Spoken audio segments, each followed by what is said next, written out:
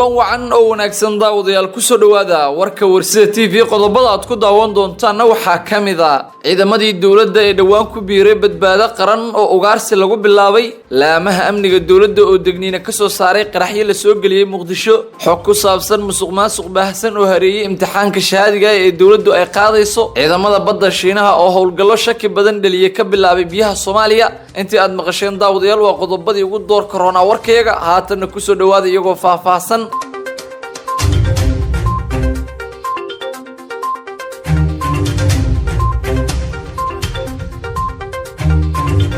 ciidamadii dawladda ee dhawaan ku biiray badbaado qaran ayaa ugaarsi lagu bilaabay cabsi iyo walaac xoogan ayaa soo food saaray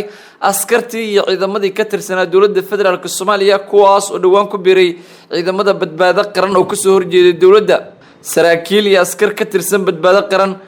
ayaa haatan waxa ay wajahayaan cabsi fara badan kadib markii Maxamed Muqtaar Deeqow oo kamid ahaa dhalinyaradii ciidamada dawladda ka tirsanaa ee ku biiray ciidamada badbaado qaran meydkiisa laga helay god qashin dhaxdiisa oo ku yaala agaarka xerada General Kahiye ama iskuul buluusiye ee magaalada Muqdisho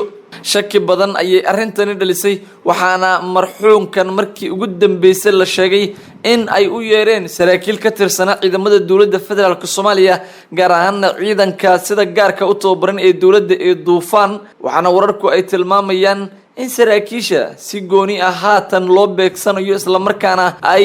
saraakiisha ciidamada badbaado qaran ay arintan ku noqotay mid si aad ah ay uga naxeen sidoo kale waxa la sheegay in saraakiil ka tirsan ciidamada dawladda Soomaaliya la amray in la soo xiro ciidamadii dhawaan ku biiray ciidanka badbaado qaran taliyaha hay'adda nabad sugidda iyo sirdoonka qaranka Fahad Yaasin ayaa la tilmaamay in amarkan uu bixiyay isla markaana waxa uu wacad ku maray in dhammaan la xirxirayo ciidamadii dhawaan ku biiray badbaado qaran si gaar ah saraakiishii ciidamada booliiska ahaa arrintan ayaa waxa ay noqonaysaa mid walwal iyo cabsi fara badan laga muujiyay isla markaana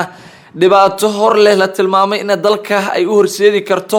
iyo qalaase amni waxaana sidoo kale la tilmaamay in haatan la beegsanayo ciidamadii ka tirsanaa badbaado qaran ee ku biiray ciidamadii ka soo horjeeday dawladda federaalka Soomaaliya si gooni ah ayaa la tilmaamay in ciidamada haatan loo raadsanayo waxaana si aad ah cabsi ay u soo food saartay ciidamadii iyo saraakiishii ku biiray badbaado qaran laamaha amniga dawladda federaalka Soomaaliya ayaa digniin ka soo saaray qaraxyo la soo galiyay magaalada Muqdisho hay'adaha amniga dawladda federaalka Soomaaliya ayaa waxa ay ka digeen rag qaraxyo isku soo xiray oo gudaha u soo galay magaalada caasimadda ee Muqdisho hay'adaha amniga ayaa waxa ay sheegeen in ay heleen xog lagu kalsoonaan karo oo muhiim ah kuwaas oo ku saabsan dhanka amniga isla markaana sheegaya in qaraxyo rag isku soo xiray ay gudaha u soo galeen Muqdisho xogta ayaa sidoo kale waxa ay sheegaysaa in magaalada Muqdisho ay soo galeen rag ku dhawaad 10 qofood gaaraya kuwaas oo waxyaabaha qarxa ay ku xiran yihiin waxaana la tilmaamay in ay dhinaca dhanka gobolka Shabeellaha Hoose ee koonfurta Soomaaliya ay ragani ka yimaadeen isla markaana ay doonayaan in weeraro ismiidaamina ay ka fuliyaan gudaha magaalada caasimadda ee Muqdisho mas'uuliyiin ka tirsan laamaha amniga dawladda federaalka Soomaaliya ayaa waxa ay sheegeen in ragga qaraxyadu ay ku xiran yihiin ee magaalada Muqdisho soo galay ay damacsan yihiin in ay isku qarxiyaan goobo muhiim ah oo dadka shacabka ahi ay ku badan yihiin waxaana sidoo kale xogtu ay tilmaamaysaa in bartilmaameedku uu yahay saldhigyada ciidamada dawladda goobaha wasaaradaha hoteelada iyo maqaaxiyada raggan la sheegay in qaraxyada lagu soo xiray ayaa la tilmaamay inay ka tirsan yihiin dagaalamayaasha al-shabaab kuwaas oo iyagu ka dambeeyay qaraxyo dhawaan ka dhacay gudaha magaalada Muqdisho isla markaana haatan doonaya in kuwa kale ay ka fuliyaan saldhigyo ku yaala gudaha magaalada caasimadda ee Muqdisho waxaana la xasuustaa in dhawaan xubno ka tirsan dagaalamayaasha al-shabaab oo qaraxyo isku soo xiray ay qarax ismiidaamina ka fuliyeen saldhigga degmada Waaberi ee gobolka Banaadir iyadoo ay ku dhinteen saraakiil sarsare oo ka tirsanaa ciidamada dawladda maalmo ka hor ayay ahayd markii qaramada midoobay ay degniin ka soo saartay qaraxyo la soo galiyay gudaha magaalada Muqdisho iyo rag fara badan oo qaraxyo lagu soo xiray oo gudaha magaalada Muqdisho loo soo diray waxaana sidoo kale jirtay in hay'adaha amniga ee ka howlgala xerada Xalane ee Muqdisho oo xeradaasi ay ku sugan yihiin dad ajaanib ah ay markaasi sheegeen in ay heleen xogo amni oo muhiim ah oo ku saabsan in qaraxyo dad isku soo xiray ay soo galeen gudaha magaalada caasimadda ee Muqdisho. Musuqmaasuq baahsan ayaa hareeyay imtixaanka shahaadiga ah ee dawladdu ay qaadayso iyadoo usbuucyada soo aadan dawladda federaalka Soomaaliya ay qaadayso imtixaanka shahaadiga ah ee laga qaadayo ardayda dhamaysatay sanadkan fasalka 12aad ee dugsiga sare kuwaas oo iyagu soo gabagabeynaya safar dhowr sanadood ah oo ay ku jireen waxbarashada iskuulka. waxaana haatan la tilmaamay in musuqmaasuq baahsan uu hareeyay isla markaana ay jiraan suuqyo madow oo imtixaanka shahaadiga ee dawladdu ay qaadayso laga furtay. mas'uuliyiin ka tirsan dawladda federaalka Soomaaliya oo hoostaga wasaaradda waxbarashada hidaha iyo tacliinta sare xukuumadda federaalka Soomaaliya oo iyada imtixaanka qaadaysa ayaa la sheegay in ay doonayaan in macaash ay ka sameeyaan imtixaanka shahaadiga ee dawladdu ay usbuucyada soo aadan qaadayso.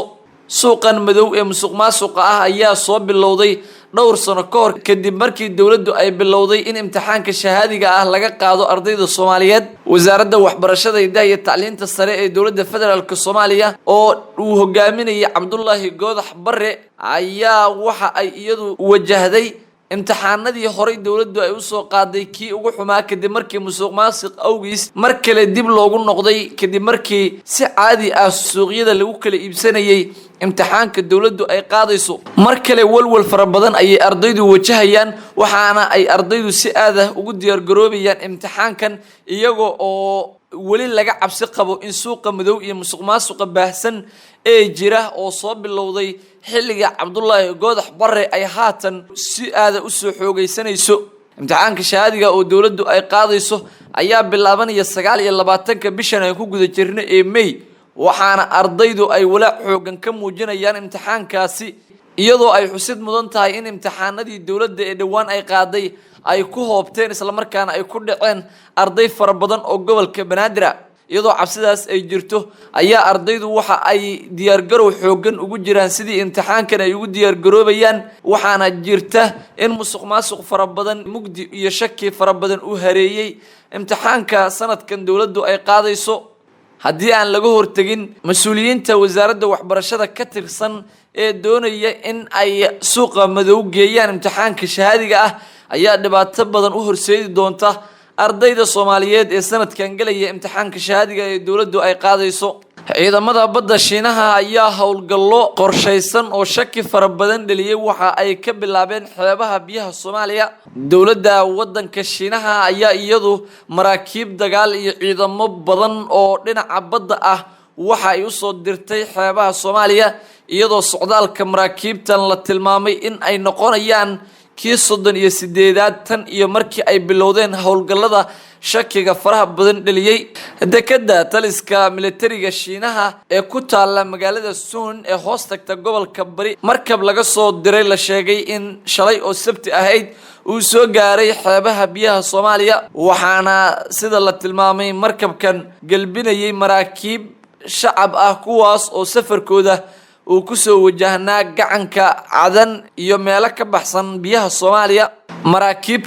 maraakiibta dagaal ay galbinayeen ayaa lagu tilmaamay inay 3 ahaayeen oo ay kala ahaayeen Nanjing, Yanzhou iyo Jiaohu waxaana la tilmaamay inay la socdeen 10 ka mid ah askarta howlgallada gaarka ah ee ciidamada badda Shiinaha iyo sidoo kale 2 helicopter oo nooca qumaatiga u kaca markabka Nanjing ee biyaha Soomaaliya loo soo diray ayaa waxa la tilmaamay inuu yahay nooca burburiya gantaalada halka Yanhu uu yahay nooca lagu hago sawaariiqda sida ay xustay warbixin ka soo baxday dawladda waddankaasi Jaynaha warbaahinteeda.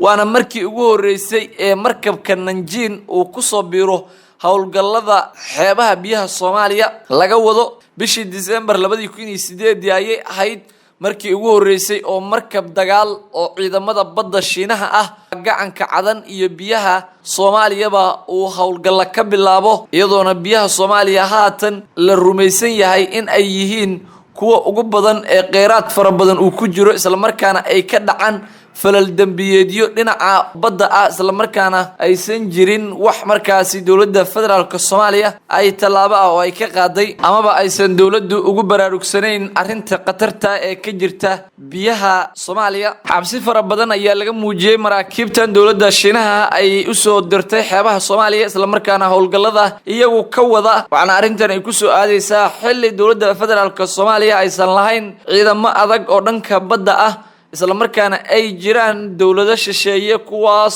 oo kheyraadka badda Soomaaliya iska daldasha isla markaana aysan jirin cid la xisaabtanta maadaama dowladda Soomaaliya xuduudda ciidanka badda ah aysan sidii dawliga ahayd aysan u dhisnayn. gudaana daawadayaal warka aad kala socoteen Warsida TV waana inta nabadgelyo.